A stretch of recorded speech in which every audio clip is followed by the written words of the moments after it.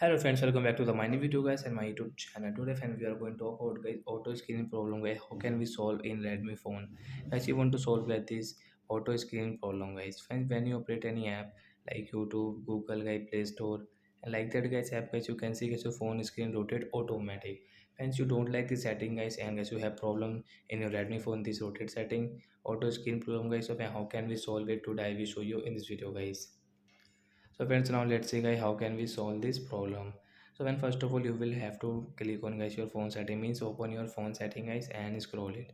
Friends, you can see this type of setting. So when you will have to click on guys your phone display setting guys, tap here again scroll. Friends, you can see guys this auto rotate screen setting. So right side this icon guys, you can see this blue icon. So friends, you will have to click on this icon, then guys this setting will off and guys you can see your problem will solve in your Redmi phone. So when you can use guys any app guys without this rotate setting as you can check. So I hope friends you have understood how to solve auto screen problem in our Redmi phone. So that's it guys, thanks for watching the video guys. We will meet on next video guys with new topic. Before going guys, please go and like the video, subscribe the channel. Bye my friends, thanks for watching the video.